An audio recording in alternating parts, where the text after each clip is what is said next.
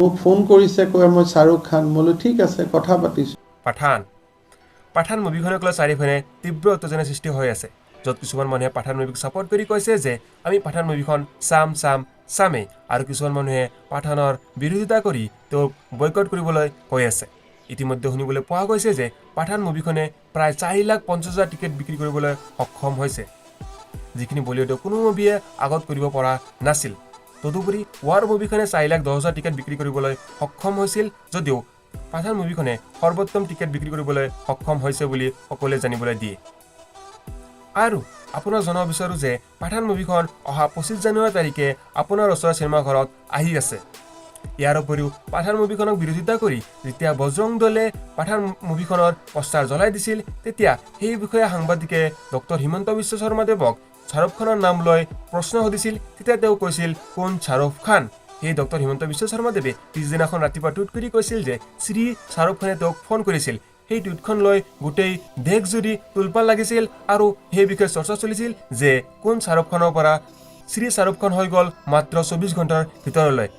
যিজন শ্বাহৰুখ খানক তেওঁ চিনি নাপায়, সেইজন শ্বাহৰুখ খানৰ লগত তেওঁ নিশা 2টা বজাত কথা পাতিছে।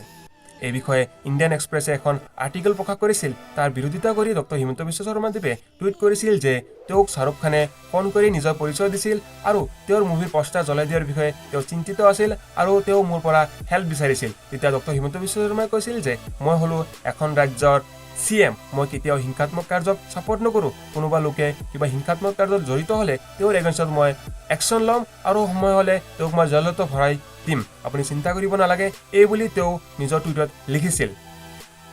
ইয়াৰ উপৰিও ডক্টৰ শৰ্মাদেৱৰ কাৰ্যত কিছুমান বিজেপি দলৰ সদস্যও বিৰোধ কৰি কৈছিল যে আপুনি এজন CM হয়, আপুনি নিশা 2টা বজাত কোনোবা অচিনাকি ব্যক্তিৰ ফোনত কিয় ৰিচিভ কৰিলে বা আপুনি কিয় উত্তৰ দিলে, আপুনি উত্তৰ দিয়াটো উচিত নাছিলে। কিন্তু ডক্টৰ হিমন্ত বিশ্ব শৰ্মাই নিজৰ মন্তব্যত দৃঢ় আছিল আৰু তেওঁ এতিয়াও কয় যে পাঠান মুভি আহি থাকিব, সেইবোৰলৈ আমি চিন্তা কৰি লাভ নাই, আমি প্ৰগতিৰ দিশে যাব লাগিব।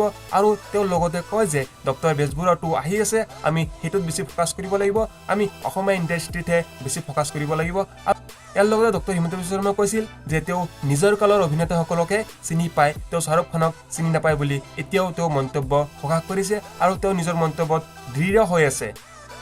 এই বিষয়ে আপোনাৰ কি মন্তব্য? আপুনি পাঠান মুভিক ছাপোৰ্ট কৰে নে আপুনি বিৰোধ কৰে? আপোনাৰ নিজৰ মন্তব্য প্লিজ কমেণ্ট কৰি জনাব। লগ পাম মই আপোনাক নেক্সট ভিডিঅ'ত। তেতিয়ালৈকে বাই বাই।